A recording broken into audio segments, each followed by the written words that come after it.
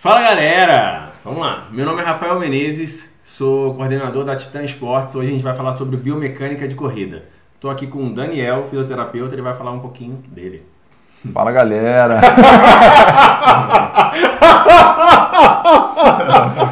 Não foi igual. Não tem como, é muito característico. Sou Daniel, trabalho com fisioterapia com a Seleção Brasileira de Handebol e fiz meu mestrado sobre biomecânica de corrida, especificamente na prevenção, pensando em prevenção de lesão. E vamos aí, vamos debater esse tema hoje à noite, que vai ser legal. Boa. Isso aí, a gente semana passada falou de corrida de uma maneira geral, né? E aí a gente falou, cara, ficou muito longo, vamos tentar diminuir. Mas aí conversando com o Dani essa semana sobre o tema, a gente falou, cara, não deu pra diminuir dessa vez, mas assim, vamos lá. Então a gente vai falar sobre biomecânica de corrida, tá?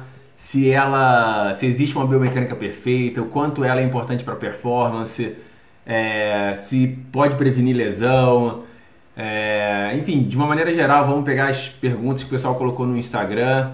Então a gente vai fazer um bem bolado sobre biomecânica, né? A gente separou alguns temas também para não ficar um assunto muito longo, que a gente vai seguindo. Se você tem alguma pergunta aí, pode botar aí no chat ou pode deixar um comentário no vídeo que a gente vai responder, beleza? Então o primeiro questionamento que eu queria fazer pro Dani e para mim, né, é tipo, existe uma biomecânica perfeita de corrida? Do ponto de vista de lesão, não. Tá. O importante da corrida, assim, acho que você deve concordar comigo, o mais importante dela é você sair de um ponto e chegar no outro, sim, independente da forma como a gente... Dependendo da maneira mais rápida possível, né? Da forma como a gente faz isso, né? E o mais importante em si, pensando na biomecânica, é como ela vai interagir com a carga, tá? Então, independe da forma como você corre, da biomecânica, como você corre, e acho que nisso a gente cai num consenso de que não existe a receita perfeita, a fórmula perfeita para a gente não se machucar, né? Sim. Dependendo da forma como ela interagir com a carga, a gente fica exposto, não tem como. Sendo ela o mais teoricamente perfeito possível ou não. Sim. Eu acho, do meu ponto de vista, a biomecânica perfeita, eu acho que, sem pensar em lesão, eu acho que pode até conceitualmente existir, né? Não sei se tem algum estudo que fala que se correr dessa posição, nessa posição, teoricamente é uma biomecânica perfeita, não sei se tem, mas acho que pode existir. Mas no fundo não faz diferença também, porque eu acho que cada um vai ter uma biomecânica e vai ser impossível de encaixar em qualquer coisa estudada para ser perfeita, entendeu? Cada um tem uma formação óssea, cada um tem uma estrutura física. E não acho que existe uma biomecânica perfeita, né?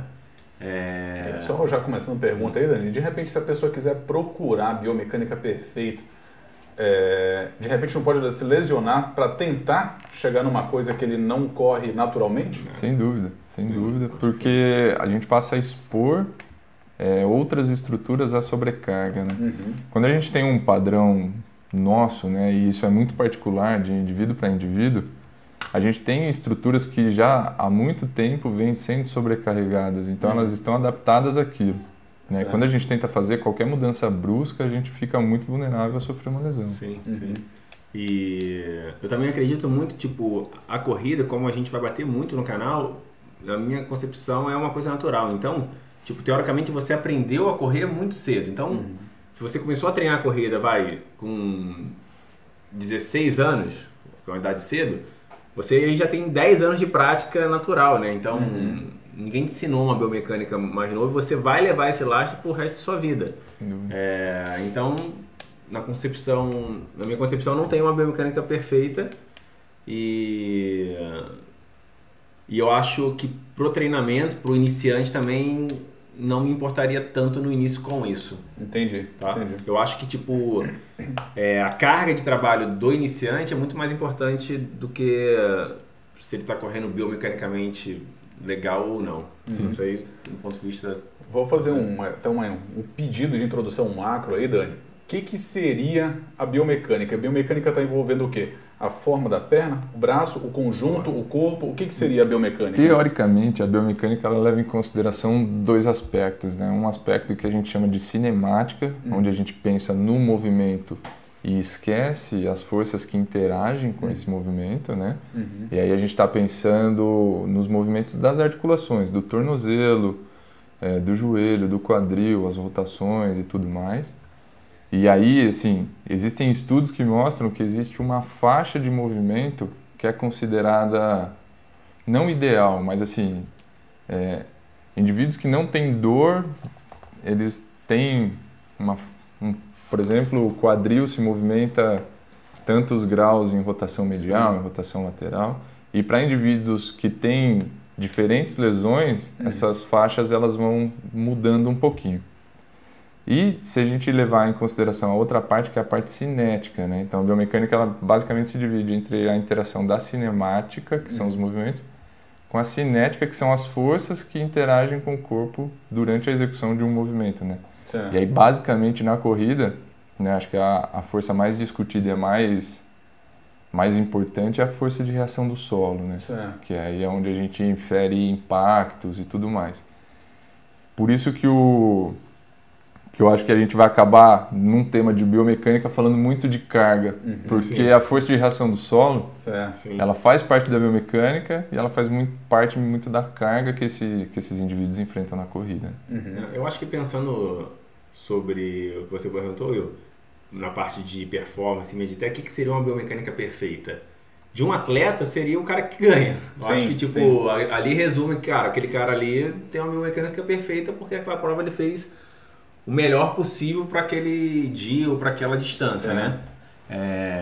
Então isso me caracteriza como técnico, cara. Esse cara tem uma biomecânica boa porque ele é eficiente no que ele faz. Mas lógico, se passar por uma análise, às vezes ele podia ter uma inclinação um pouco melhor do corpo para frente, o cotovelo podia fechar um pouco mais ou não. Sempre vai ter alguma coisa que ele vai ter que corrigir. Mas na parte de performance de técnico, não avaliaria uma biomecânica só esteticamente falando. Eu acho que eu puxaria muito para um lado de eficiência. Exatamente. Se o cara é eficiente, pro padrão dele de corpo e motor, cara, você tem uma biomecânica não perfeita, mas boa. Sim. Né? Dá para ganhar, né? Dá para render no que você está se propondo a fazer. Tá? Então, uma biomecânica perfeita praticamente não existe. Resumindo, né? Perfeita, né? Onde você olha, nossa, esse cara não vai mudar nada, tanto de força, de inclinação, de tudo. Tá? Uma outra coisa, legal. Então, Dani, você acha que é possível uma pessoa mudar a mecânica dela de corrida? Eu acho que é muito difícil. Tá? E é um custo muito caro em tentar fazer isso, né? Eu particularmente volto no que a gente falou antes, de expor novas estruturas, né? Ou estruturas que não estão tão adaptadas à carga, e isso pode levar à lesão, né? Por exemplo, há um tempo atrás, por volta de 2011, tem um cientista chamado Heider Scheid. Ele fez uma pesquisa e ele identificou que se você começasse a correr na ponta do pé, você reduziria o impacto na corrida, né? Você diminuía a força de reação do solo. E houve uma mudança muito grande desde que saiu esse estudo, uma tendência, né, as pessoas passarem a correr mais na ponta do pé e mudar o padrão habitual de uma maneira muito abrupta. E aí existem vários estudos na sequência mostrando que isso aumentou o índice de lesão, né? Então, assim, essa mudança na forma de correr, e aí a gente está falando só as pessoas mudaram a forma de aterrissar, né? Não mudou uma única variável, e você aumenta muito a incidência de lesão, porque você passa a expor outras estruturas, né, que não estão adaptadas àquilo. Então, assim, eu particularmente acho muito difícil. Primeiro, você tem um aprendizado muito longo, como o Rafa falou. Você aprendeu a correr muito cedo, né? E seu corpo ele está habituado a um planejamento motor, né? A uma ação muscular, a uma coordenação. E você tentar mexer nisso não é uma tarefa muito fácil, né? É possível, desde que seja muito bem planejada, estruturada, e é uma mudança que aconteceria a muito longo prazo, eu acho, né? A curto prazo, eu acho que a gente só se expõe e não gera grandes grandes repercussões. Acho que o legal também do podcast é tipo que a gente tá aqui pra não concordar um com o outro, sabe? Tipo, eu posso discordar do Dani e o Dani vai discordar de mim. Cara, eu já acho que... Eu nunca vi. Assim, eu trabalho com corrida há algum tempo, eu nunca vi alguém mudar a mecânica de corrida, principalmente se o cara já corre, sabe? Ele pode se fortalecer em estruturas, ficar forte e até numa análise muito detalhada talvez ter alguma coisa de mudança, mas uma mudança muito pesada, assim, o cara corria com inclinação muito para trás, passou a correr muito para frente, a pisada era de calcanhar e passou a ser... Eu nunca vi e sempre que eu tentei também nunca tive muito sucesso, assim, sabe? Eu acho que era uma coisa que se fazia muito e hoje em dia praticamente eu nem me importo muito com isso. O que acontece muito hoje em dia, não sei o porquê exatamente, eu acho que a galera tá muito sedentária, sabe? Então, desde a sua infância até a parte mais velha, então não tem aspectos motores, parece básicos assim, sabe? Não sabem correr de fato, parece que não correram na infância.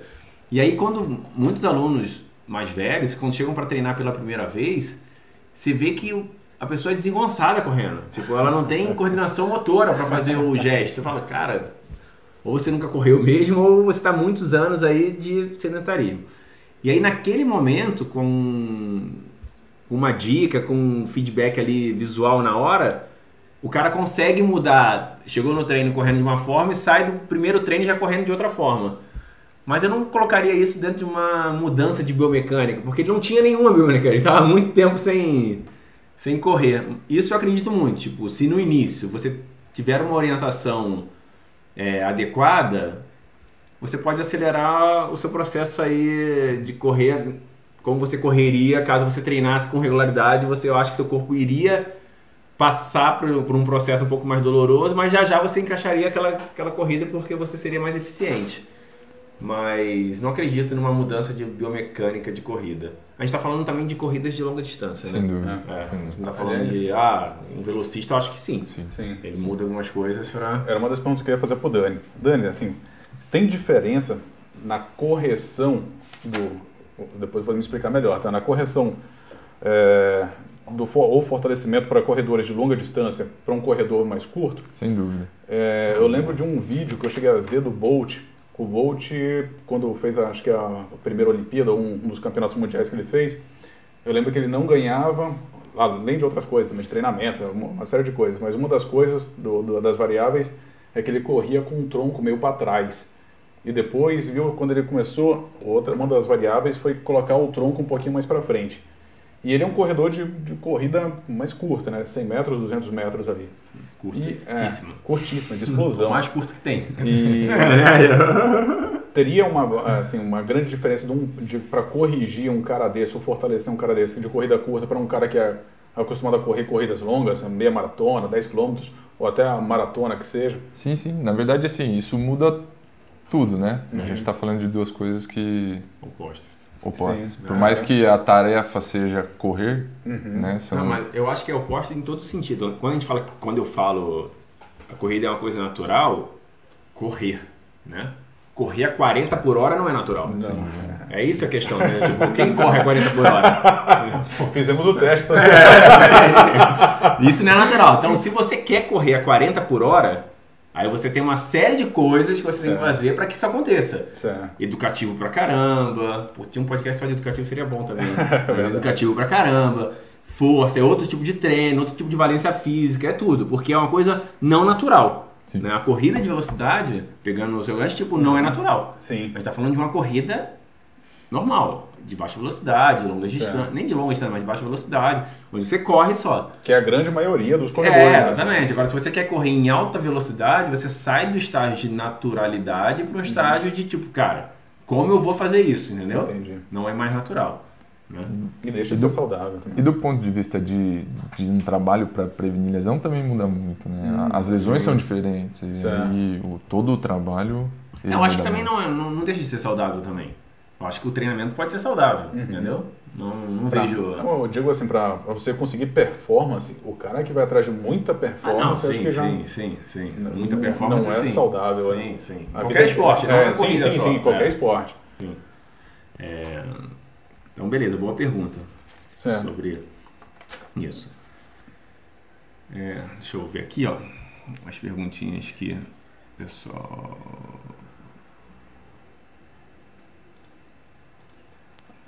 Só mais uma já colocando isso aí. As correções, elas visam você conseguir o desempenho, a eficiência, ou elas visam evitar lesão, ou é para as duas coisas? Eu acredito que para as duas coisas, tá? E acho que a parte de desempenho o Rafa pode falar melhor. As correções que, quando a gente tem um atleta lesionado e pensando em lesão a gente propõe, é para tentar minimizar os efeitos da carga, né? Ou da repetição que a corrida acaba gerando, né? Se você pensar em média, em 1 minuto você repete 160 vezes um passo, né? Então assim, existe muita repetição nesse sentido. Então as correções que são usadas, pensando do ponto de vista num processo de reabilitação, são só para tentar minimizar os efeitos da carga para que esse atleta possa continuar correndo enquanto ele se reabilita. Né? A gente não está pensando em mudar a forma dele correr para sempre. Entendi. É só em uma janela de tempo. Né? Entendi. Show. Você falou de educativo? Não. Não, tá. Vamos lá. Educativo de corrida. Pode mudar a biomecânica? Lembrando que a gente está falando de corridas de longas distâncias, tá? Pode mudar uma biomecânica ou não? Eu posso? William. Fala de novo. Educativo de corrida, pode mudar a biomecânica ou não? Acho que de repente sim. Dani. Depende. Eu acredito que depende muito da repetição que você pratica esse educativo, né? E do seu aprendizado motor frente a ele, né? Ele, teoricamente, pelo menos no meu ponto de vista, sim. O educativo de corrida, ele deveria... Eu imagino ele sendo proposto pensando nisso, né? Quando você pensa em... Sim. Da própria contexto da palavra, né? Educativo de corrida. Sim. Cara, eu acho que eu não tenho ainda... A opinião ela vai se moldando de acordo com o que você vai vivenciando, né? Sim. Eu acho que quando eu comecei a dar treino de corrida, eu tinha educativo como se fosse uma bíblia. Assim, não, tem que ter educativo, cara. Aí eu sempre tento voltar na naturalidade. Rafael, você quando começou a correr, você fazia muito educativo? Cara, não. Beleza. Os atletas que você treinou, cara, tive a oportunidade de treinar com vários atletas de ponta, tanto de corrida no Rio, que a gente treinava no Céu de Barros, depois com triatletas, tudo bem que não são os melhores atletas de corrida, mas são atletas que correm bem também. Eles faziam educativo? Não. Você fala, gente, será que educativo é tão importante assim para corrida de uma maneira geral? Hoje eu tenho uma visão que não é importante, que não faz tanta diferença fazer educativos, tá? Então você não passa? Não, passo. Eu uso como algumas estratégias, às vezes de aquecimento, de modificar um pouco ali a parte inicial do treino, desse aluno novo ganhar uma percepção ali rápido de entrada, de sensação, sabe? Nossa, é melhor fazer isso aqui, porque eu me sinto bem, eu vou mais rápido para frente, mas não vejo também como uma grande importância, assim. Você acha que ele não é o diferencial para desempenho, no caso? Não, na corrida de longa distância não. Entendi. Não. Porque o educativo, na sua essência, assim, ele vem muito da velocidade, né? Se você pega um treino de velocista, os caras fazem muito educativo. E com muita vontade, e com muita carga, e com muita pressão, entendeu? Por quê? Porque o movimento para eles é muito importante. Eles não podem perder nada, eles têm que ter muita força. Aí sim eu acho válido, óbvio. Mas a gente está falando de uma corrida de longa distância. Então, os educativos não são feitos com tanta potência assim, até porque os atletas de longa distância não geram tanta potência assim. Sim. E eles têm a carga muscular bem menor que os demais. E aí, não, mas não serve para ganhar força. Eu acho que não é nulo para ganhar força o educativo, mas existem outros exercícios para ganhar força melhor do que o educativo, entendeu? Então, se você quer potencializar o seu tempo, se você quer ganhar força, cara, eu não faria educativo. Eu fazia uma coisa mais direcionada, né? Uma coisa mais específica para a corrida. Mas com uma forma de aquecimento, uma forma de se preparar ali para a série, um educativo com acelerações, eu acho que é válido. Mas também Acho que a galera supervaloriza. Vamos só fazer uma pausa de 30 segundos. Vai lá. Não, então vamos continuar. Continua. Tem 5 minutos. Ô Dani, te perguntar aqui, como é que já indo para a parte de exercícios, da biomecânica, como é que faz a correção para lesão ou para a melhoria da biomecânica, na verdade? É com exercícios, é com exercícios com carga, ou é na forma tipo de como se fosse de um educativo mesmo? Como é que você, não vou dizer altera, mas como é que você muda um pouquinho ali, como é que você corrige a postura ou a forma de corrida das pessoas, assim? Os estudos mostram que tem que ser a interação dos dois, né? Uhum. Então, assim, para você controlar um movimento que pode estar excessivo, vamos pensar no fêmur, no osso da coxa. Certo. Né? Uma das lesões mais comuns é a dor patelofemoral, que é aquela dor no joelho, dor na frente do joelho. Conheço bem isso. E o principal componente dela é um movimento de rotação do fêmur para dentro. Ele gera uma rotação medial excessiva e isso começa a gerar um estresse naquela articulação. Para a gente tentar minimizar esse excesso, a gente precisa fortalecer quem faz a rotação lateral. Então a gente precisa de exercícios com carga que trabalhem na rotação lateral para tentar minimizar o excesso de rotação medial. Tá? Agora, não quer dizer que se eu conseguir trabalhar só a carga, eu vou conseguir aplicar isso durante a corrida. Né? Durante a corrida, a gente está em contato com o solo em torno de 200 milissegundos, é muito rápido. Né? E aí eu acho que entra a parte do treinamento com feedback visual, que aí na parte de pesquisa eles chamam isso de retreinamento de corrida, onde você coloca a pessoa para correr de uma maneira que ela possa se ver correndo e ela percebe aonde está ocorrendo esse excesso de uma maneira mais grosseira, né? Então ela não está vendo quantos graus ela roda o fêmur para dentro, ela está vendo o quanto o joelho dela desvia para dentro. E aí ela consegue ir tentando controlar. Então ela vai fazendo uma ponte entre a força que ela ganhou e o feedback visual para tentar corrigir. Sem a força, talvez o feedback visual não seja tão eficaz. Porque ela vê que está errado, mas ela não tem força para controlar aquele movimento. Então eu acredito que muito na junção dos dois. Então você coloca a pessoa para se ver. Eu acho que de repente isso aí ajuda bastante, viu, Dani? Sim. Porque se você fala mesmo assim, sei lá, vamos me colocar como exemplo, William, tua rotação está muito para dentro. Eu vou ficar pensando, cacete, como que eu vou colocar ela para fora? Sabe? E se de repente você vê, eu acho que você consegue se corrigir. O aprendizado ele vai acontecendo ao longo do tempo. Né? O retreinamento de corrida ele é sempre proposto em 8 semanas. Porque nas primeiras semanas você vai ter um desgaste muito grande na tentativa de tentar realizar as correções e não vai conseguir. Né? E aí em 8 semanas você passa a automatizar essa ação. Ótimo. E aí consegue controlar um pouco mais com menos cansaço, com uma demanda energética menor. Torna isso mais automático, né? Para pessoas. Isso aí mesmo. Já ainda a pausa? 27, mas deixa eu... Vamos fazer uma pausa de 30 segundos. Eu não sou tão cético, eu acho, em relação a isso, mas uma coisa que tem me agradado muito é o feedback visual. Eu não acompanho muito o Dani, mas as pessoas que vão gostam bastante, se sentem bem. E o feedback visual que eu falei também no treino. Quando você já fala pro cara, o cara ali já corrige, principalmente quando é um aluno iniciante. Mas sempre eu vou bater na questão do treino. Eu acho que treinar mais leva mais eficiência para a corrida. Tá? Não, Rafael, mas o cara é iniciante, vai treinar muito e vai machucar. Vai.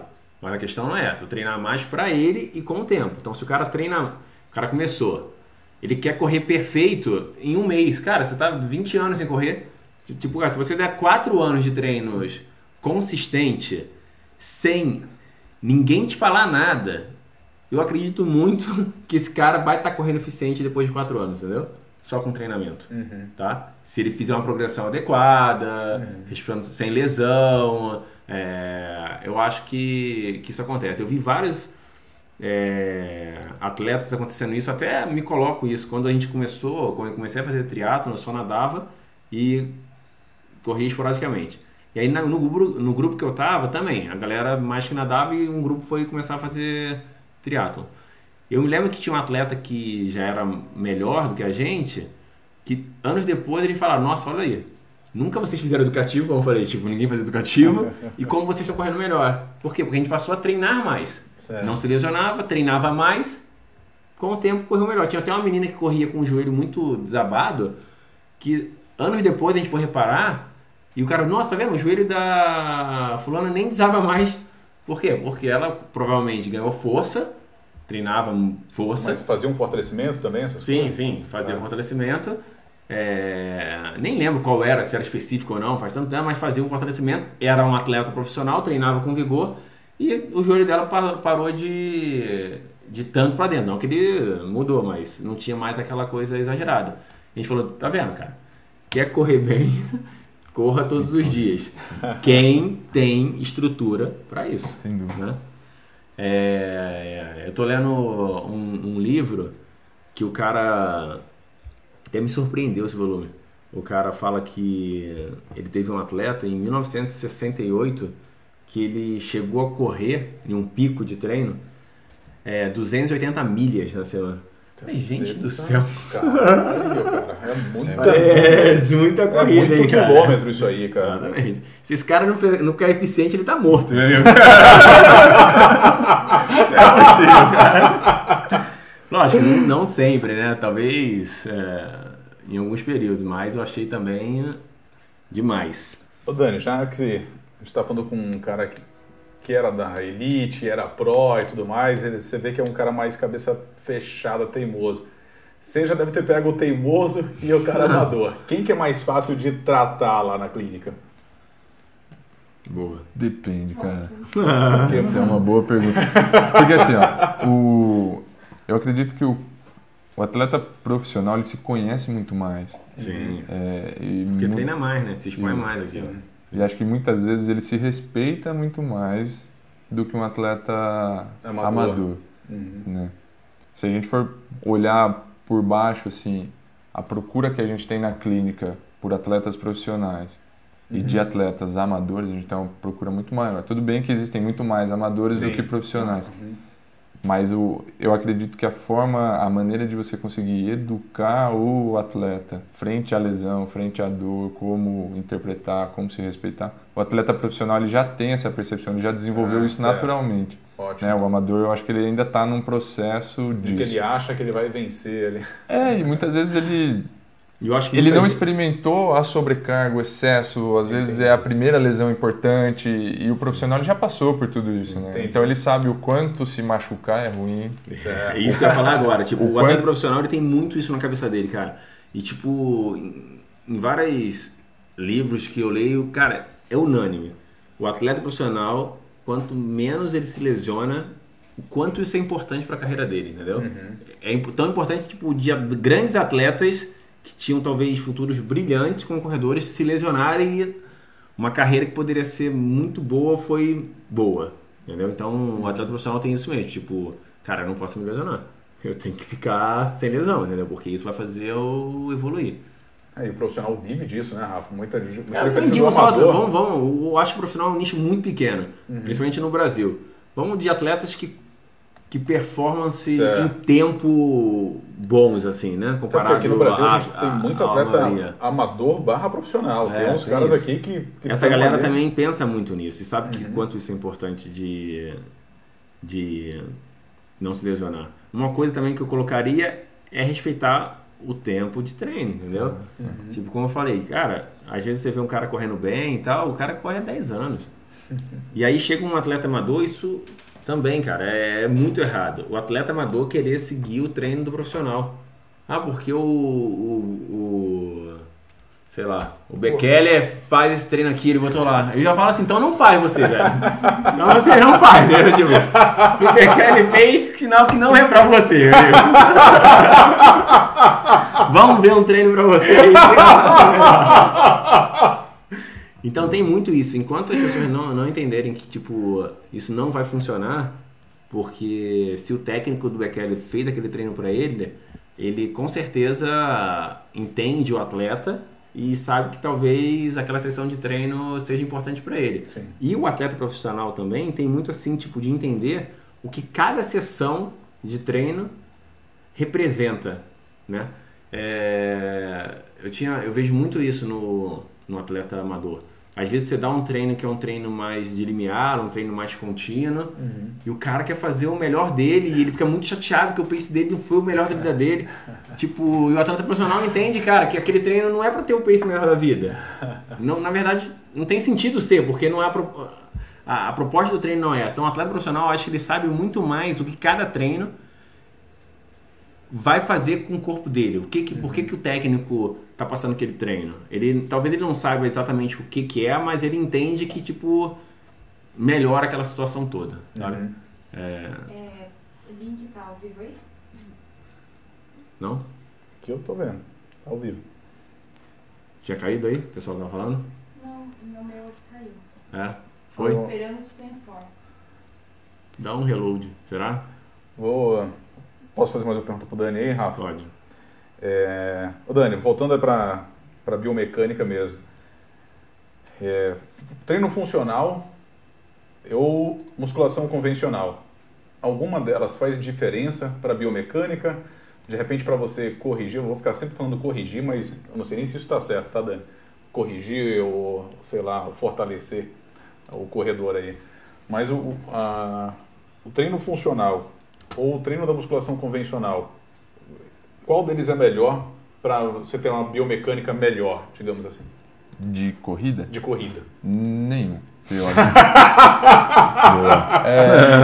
Acho que nesse aspecto assim, o nosso corpo ele é extremamente específico, tá? Ele aprende o que ele está sendo exposto. Você não melhora a sua corrida treinando ciclismo, por exemplo. Hoje eu coloquei até li sobre isso também hoje, tipo, mais uma vez, a especificidade é muito importante, cara. Muita gente começa, Rafael, se eu começar a pedalar, vai melhorar a corrida? Eu não vejo como, assim, mas pode melhorar a sua saúde, mas... Isso, eu acho que...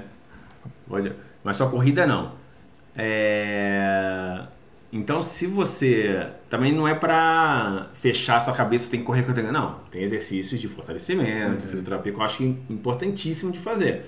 Mas se você não tem tempo, Rafael, só tem 3 vezes a semana, 30 minutos, o que eu faço para melhorar a minha corrida? Corre. Exatamente isso, entendeu? Eu acho que o treinamento funcional, o treinamento de musculação, a própria físio, né? Se eles são destinados a troco só de fortalecer, você melhora o movimento que está sendo treinado. E ponto. O quanto isso repercute na corrida, eu acho que muito pouco se você não fizer uma transição para isso.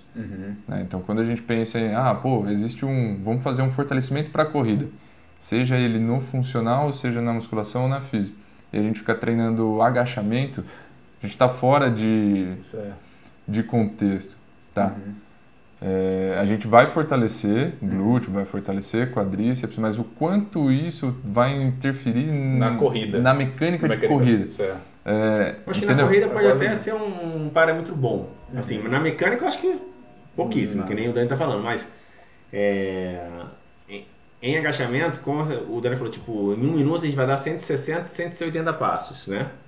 Então, tipo, é incrível como as pessoas não conseguem, não tem força para agachar com uma carga básica e aí vai correr onde, tipo, teoricamente é uma fase de agachamento em algum momento da corrida e vai machucar, cara. Você não consegue agachar com, sei lá, 10 quilos nas costas. Como é que você vai correr uma maratona? Eu acho que o cara saber agachar, seja com carga ou não, eu acho um parâmetro bom, não para biomecânica, mas para saber se o cara tá apto, fortalecido. Exatamente. Um teste que eu fiz há pouco tempo com o pessoal da equipe foi ficar de cócoras. Cara, tipo, o pessoal não consegue. Tipo, ficar 5 minutos de cócoras. É difícil pra cacete, cara. E o cara quer correr, às vezes, uma maratona. Não que seja... Não tô ligando uma coisa ou outra, mas tô falando, tipo, você ganhar essa mobilidade, você ganhar essa força, é interessante. No mínimo, é interessante pra mim, entendeu? Mas eu acho que por exemplo, do ponto de vista biomecânico, eu acho que essa ponte ela é muito fraca. Vou até incluir. E o alongado e o não alongado também tem diferença para biomecânica? Tinha até essa pergunta também que eu tinha colocado. A corrida ela é uma atividade que ela acontece numa amplitude de movimento muito pequena. Certo. Então o cara que é muito alongado para o não alongado nem vai fazer tanta diferença. Olha, ali para... Eu acredito que você tem que ser muito encurtado, mas muito extremo. Certo. Para ter uma limitação. Porque assim, se você for pensar na corrida, você está falando de fazer um corredor tradicional, amador, assim. O seu quadril ele vai fazer normalmente uma flexão ali de 40 graus, saindo do neutro, né? Então assim, se você não tiver uma limitação muito grande, cara, também não acredito que você tem que ser muito encurtado. O movimento do joelho, ele não tende a ser tão amplo, a não ser que você leve muito o joelho, leve muito o calcanhar no glúteo, mas se você... lembrando, a não ser que você queira correr 40 por hora. Isso. Mas se a gente for olhar de uma maneira normal, assim, né, a corrida ela não exige grandes amplitudes, né? Certo. Então a diferença do alongado ou não alongado, eu acho que ela não vai ser tão importante. Acho que se a gente tiver alguém extremamente encurtado, mas aí essa pessoa vai ter limitação na vida, né? Entendi. Ela vai ter dificuldade de sentar numa cadeira se o quadril não dobra até 90. Entendi. Entendeu? Então, tanto é que aquelas fotinhas que a gente vê de prova, que o pessoal coloca bonitinho na internet, é aquela pessoa correndo com o bração aqui. Aquilo é só pra foto, cara. Não, aquilo ali tá dando um sprint final, né, cara? Mas nem no sprint, Rafa, porque o cara tá aqui, cara. No sprint o braço vai em qualquer lugar, né? O importante é mover. Isso é engraçado também. Muita gente fala assim, nossa, porque no final da prova o cara perdeu a mecânica da corrida. Você queria que acontecesse o quê com aquele cara?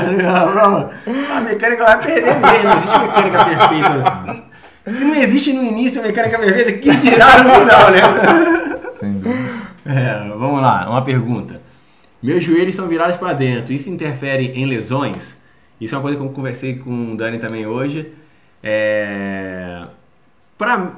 Eu coloquei lá, tipo, não interfere. Se for uma coisa anatômica sua, não me preocuparia, né?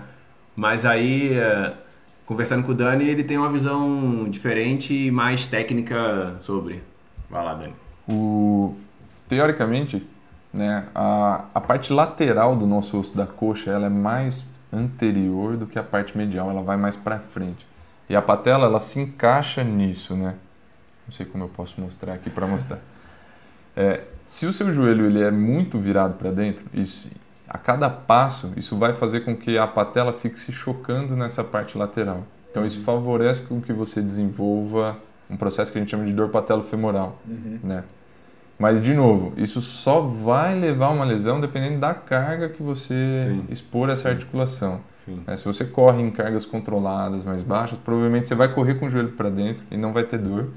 E se você fizer uma exposição gradativa, é bem provável que você corra uma maratona com o joelho para dentro sem dor, porque aqueles tecidos estão habituados a aceitar aquela carga. Teve até uma corredora, acho que foi a São Silvestre que ela ganhou, o pessoal depois ficou até brincando com ela na internet, que ela corria torta e tal, o pé em tesoura, né?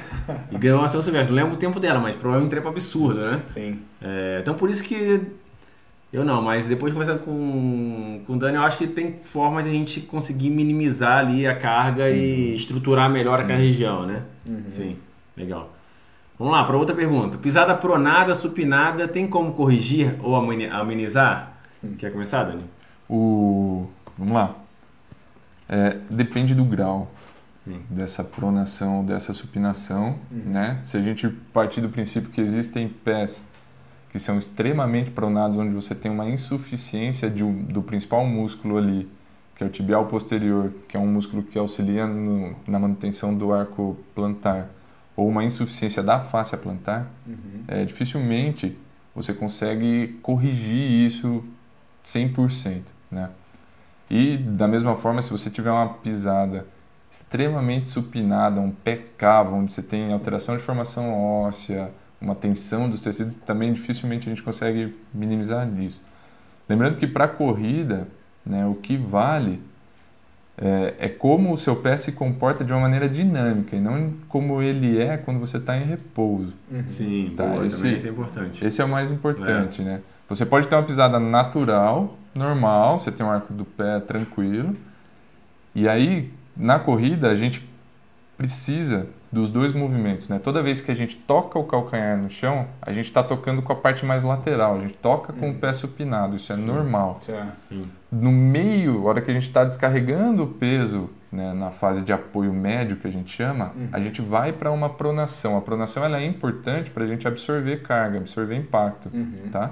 E quando a gente vai sair para a fase de propulsão, a gente precisa supinar de novo para o nosso pé se tornar uma alavanca rígida para favorecer a nossa propulsão. Certo. Lembrando que a pisada supinada ela é uma pisada mais rígida e a pisada pronada ela é uma pisada mais maleável. Certo. Né?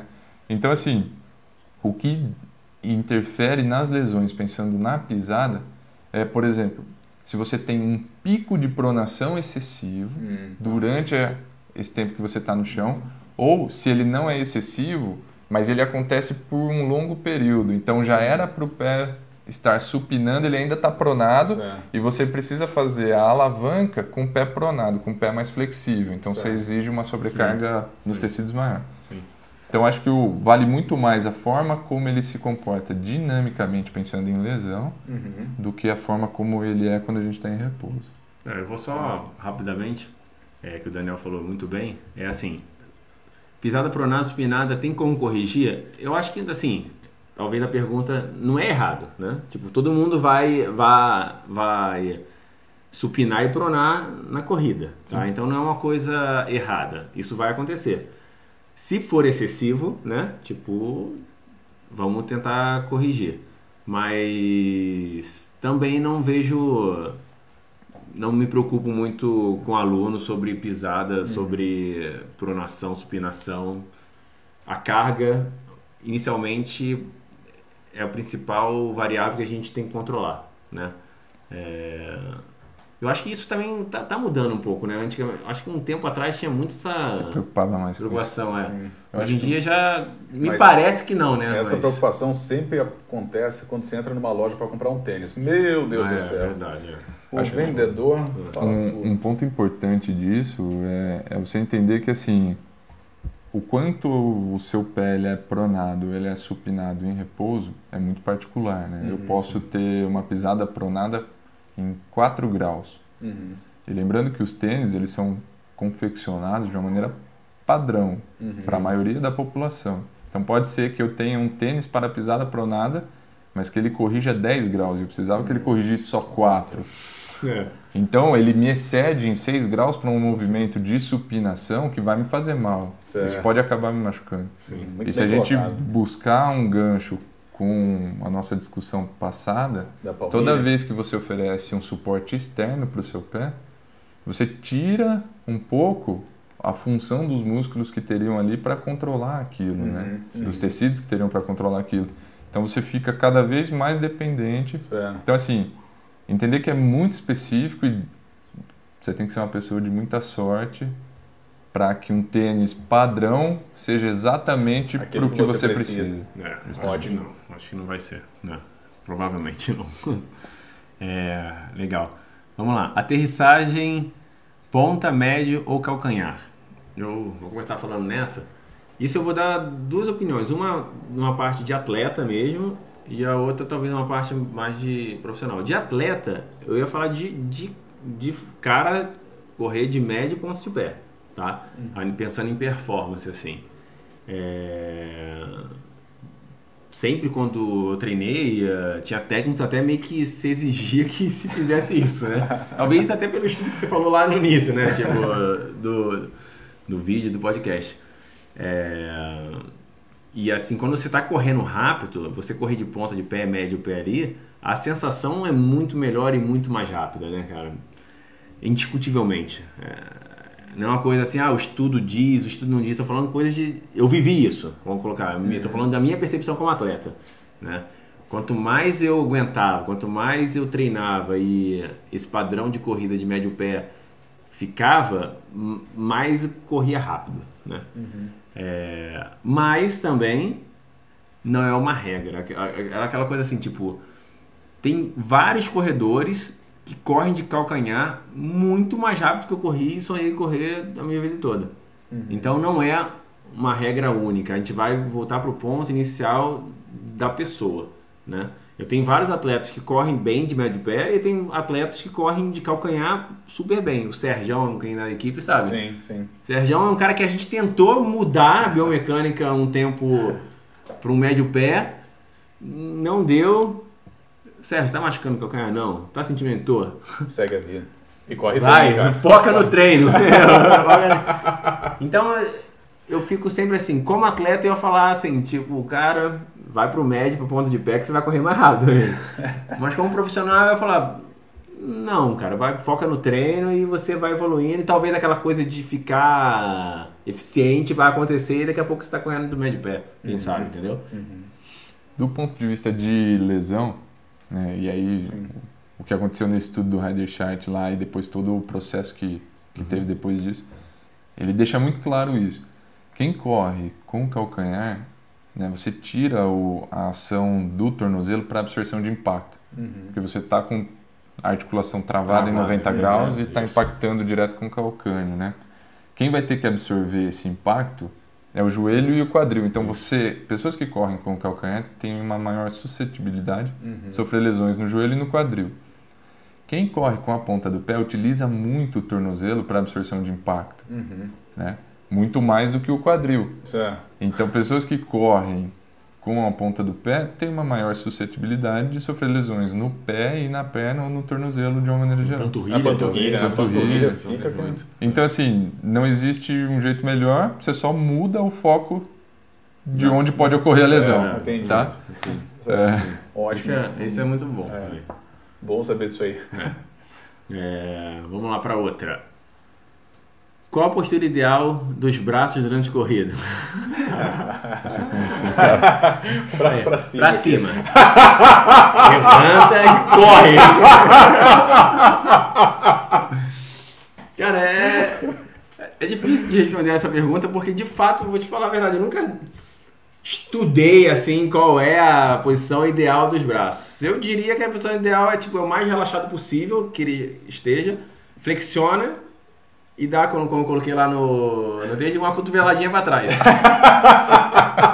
Eu acho que o importante é você não fazer não abrir, né, cara? Não abduzir o braço, não correr com ele aberto. Aí você vai estar forçando a região aqui do trapézio, de ombro. Exatamente isso. Da maneira que você está com o braço para baixo, você vai flexioná-lo um pouco e vai movimentá-lo para trás e para frente de acordo com o movimento da perna. Eu acho que é mais ou menos isso. Às vezes eu fico pensando, até eu dei uma olhada e não achei, né? Mas a gente deve ter uma angulação perfeita, né? Mas assim, talvez em pensando em aerodinâmica. Mas para longa distância, acho que... Acho que quanto mais relaxado, melhor. Melhor, exatamente. Até uma coisa pra você, Rafa, porque eu já vi gente correndo com o bracinho pros lados. De repente, essa assim não seja a ideal, porque você está correndo para frente ao mesmo tempo jogando carga pros lados. Sim. Assim, Mulheres, geralmente, é uma característica geral, não de todas, mas grande parte das mulheres, acho que por conta do seio, corre com o braço aqui, ó, segurando aqui também. Sim. Acaba que vai um pouquinho para os lados, né? Eu acho que vai, mas ir pro lado talvez também pode acontecer, né? O importante é você não abrir, eu acho, entendeu? Agora, vale dizer também que a gente está falando tanto isso de performance e tudo mais, e já vi muita keniana de performance correndo também, com o bracinho por isso que eu aqui, falei, ó. Pro lado eu acho que vale, entendeu? Mas eu nunca vi uma performance um cara correndo com o braço meio que aberto. Não, aí cansa, né, cara? Você gasta energia onde não precisa. Onde não precisa. Legal. A gente já falou sobre essa. Como aumentar a cadência de corrida e inclinar o corpo para frente? Essa aí, né? Vai lá, sobre cadência, eu acho que agora, há pouco tempo talvez, não sei quanto tempo exatamente, que criou-se essa coisa de cadência, né, cara? Virou A Garmin mesmo marca isso. Eu acho que talvez seja por isso, não sei. Eu acho que o relógio lança uma função e meio que cria uma necessidade de todo mundo saber aquilo, mensurar aquilo. Na verdade, eu falei Garmin, mas as marcas... Teve uma vez que eu vi um cara falando que ele sabia a cadência de todos os alunos dele. Quase falei, cara, duvido, cara. Eu falo, se você se preocupa com isso, você está se preocupando com a coisa errada, entendeu? Então, tipo, melhorar a cadência, eu acho que no treinamento, tô falando com um profissional dificilmente eu vou passar um treino pro cara melhorar a cadência, assim. Talvez eu vou dar algumas dicas, assim, no aquecimento, vamos fazer uma aceleração, tentar fazer a cadência um pouquinho mais alta, para você ter uma percepção aí de como é correr com a cadência mais alta, mas também nunca pontuando um valor. Acho que também isso é o mais importante que eu faço. Nunca falo assim, vai correr com 160. Não, você aumenta a sua cadência. Se você corre a 180, você vai para 190. Se você corre a 150, você vai para 160, vamos supor. Mas também é uma das coisas que eu acho super valorizadas assim no mundo para corrida. Eu não vejo o porquê se preocupar tanto com isso. Vai lá, Dani.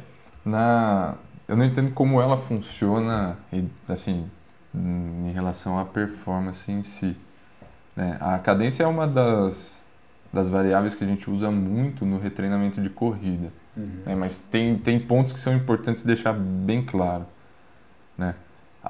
Quando a gente pensa em aumentar a cadência num retreinamento de corrida, né, isso tem sido proposto para diminuir a força de reação do solo. Um exemplo assim simples para tentar entender o efeito da cadência e da força de reação do solo é assim: um passo muito grande, né, onde você tem uma cadência menor, você dá menos passos por minuto porque os passos estão grandes, é como se a gente rolasse um quadrado. E cada toque desse lado no chão, a gente tem um impacto, a gente tem mais carga. Quando a gente rola um objeto que tem mais lados, um hexágono, por exemplo, né, os toques são menores, o passo é mais curto, a carga é menor. A gente consegue que esse indivíduo, né, esse atleta, corra por mais tempo, né, e atinja mais posteriormente aquele limiar de tolerância à carga daquele tecido machucado. Então a gente usa isso muito no retreinamento de corrida pensando em diminuir carga. Eu não entendo como isso funciona em relação à performance. O que é importante entender é que assim, aumentar a cadência ela só faz sentido para diminuir a carga se ela é feita na mesma velocidade. Tá? É porque quando você está aumentando, muitas vezes vai aumentar a velocidade, né? Isso. Então, na rua, se você tentar aumentar a cadência, você aumenta a velocidade. Agora, se você aumenta a velocidade, você aumentou o impacto. Sim. Tá? Sim. Então, tentando ajudar, você está atrapalhando. Sim. Você está jogando contra. Eu sempre falo assim, vou tentar ser de uma coisa mais prática, né, cara, do que ficar pensando em números de cadência. Pessoal, tenta aumentar a cadência e pensa que o solo está pegando fogo. Então, quanto mais rápido for o seu contato com o solo, melhor, entendeu? Então é toque, sai, toque, sai, toque, sai, toque, sai, toque, sai. Fazer uma interrupção aqui de 30 segundos, rapidinho. Só para fechar o tema de cadência, assim, os estudos mostram que se você consegue um bom efeito de reduzir o impacto, a força de reação do solo, aumentando em 5% ou 10% no máximo a sua cadência. Então, que nem o Rafa falou, não existe uma cadência ideal, precisa ser 180. É muito relativo. Sim. Se a minha cadência natural é 190, então quer dizer que eu tenho que vir para trás, entendeu? Então, assim, ela é muito direcionada a qual é a sua cadência. Sim. E, de novo, a gente só usa isso dentro de um processo de reabilitação, do ponto de vista fisioterapêutico, tá? E é só por um período. Depois que esse indivíduo está curado, digamos assim. Isso deixa de ser uma preocupação para nós. Sim. Para finalizar, uma coisa que eu queria colocar... Só uma última depois pro Dani também. Passada curta ou ampla. Aí eu queria linkar com a cadência. Quando a gente fala em passada longa na corrida, né, as pessoas têm uma percepção que é pisar mais longe, né? Tipo, eu tenho que pisar 5 metros de mim. Não. Passada ampla na corrida é a parte de trás da corrida, né? Que é resultado da força que ela colocou no solo, né? Tipo, então, se você está correndo muito rápido, naturalmente sua passada vai ser ampla atrás, tem que ser ampla. Então uma coisa também que eu falo para corrigir os alunos, também não é estudo científico, não é nada disso, é que eles, na hora da corrida, eles pensem um pouquinho em jogar o calcanhar para a bunda, sabe? Não é você forçar o movimento, mas pensa que ele tem que ir em direção à bunda. Isso eu vejo que muitas vezes eles melhoram a primeira fase da corrida porque eles ganharam amplitude na fase final da corrida, entendeu? Então, galera, quando a gente fala amplitude de passada ampla ou curta, a gente está falando da parte de trás da corrida, e não você pisar mais longe, entendeu? Ô, Dani, agora acho que vai ser minha última pergunta, até pelo horário aí. A biomecânica, 2 pontos. tem uma biomecânica padrão para você olhar e falar, esse rapaz biomecanicamente é perfeito, ou ela é muito individualizada porque a biomecânica vai mais se focar na pessoa fortalecida ou curada? Existe assim, toda vez que a gente pensa em padrão, a gente pensa na média de muita gente, né? Certo.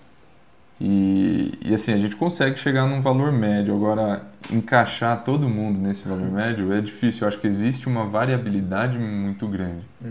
Né? Eu acho que, te interrompendo, Dani, existe um padrão pensando em alguns pontos. Em performance, se você olhar, sei lá, os 50 caras correndo, lógico, cada um corre de um jeito, mas tem um padrão ali. Por exemplo, a inclinação dos caras são bem para frente do tronco, o quadril do cara é encaixado. Eu acho que ali tem um padrão. Dificilmente um cara tem uma maratona para sub 2 horas e 5 ali e corre com o tronco para trás. Sim. Entendeu? Tipo, é um padrão. Como tem outros padrões também de peso, né? Eu acho que tem o cara ser 2 horas abaixo, 2 horas e 5, não sei exatamente qual é o peso, mas eles pesam menos do que 57 quilos. Cara, então eu acho que para performance tem um padrão. Mas eu acho que existe uma faixa desse padrão, né? Sim. Você tem...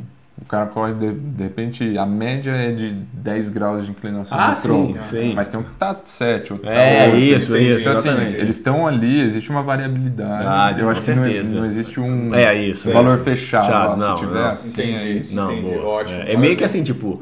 O cara não corre pra trás, o negócio corre pra frente só, não existe um número. Mas existe uma faixa ideal, não diria que existe um valor ideal, existe uma faixa de valores. Inclusive, o que a gente queria falar, tipo, o Fabinho perguntou sobre a inclinação.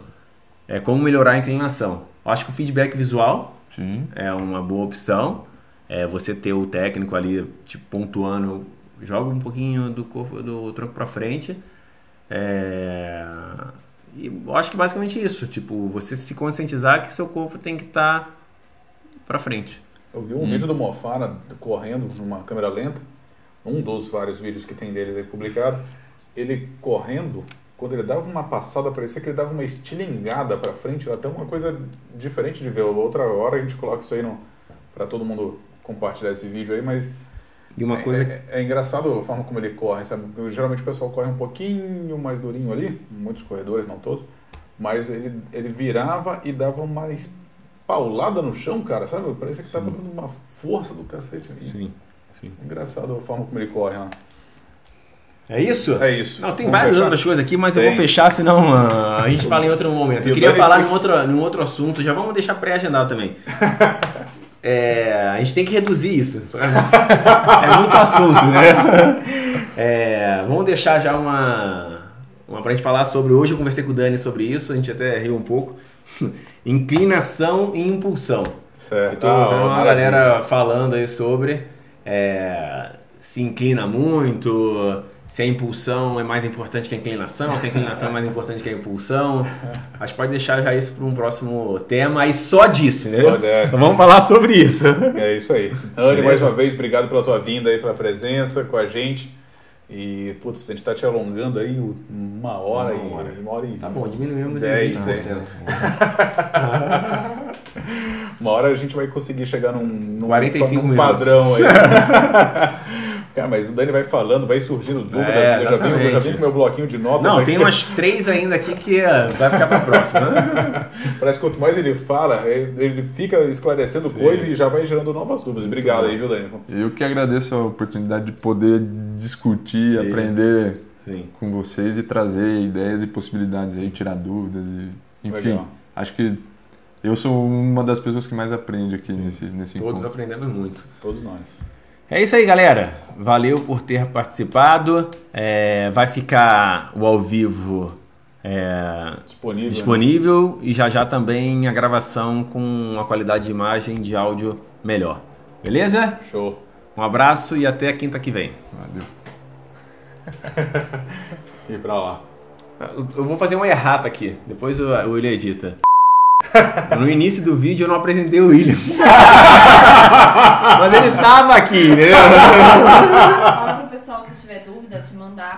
Você vai na semana, vai responder. Isso, quem tiver dúvida sobre treino de corrida, sobre biomecânica, qualquer coisa de corrida, se eu puder responder, se eu souber, eu vou responder.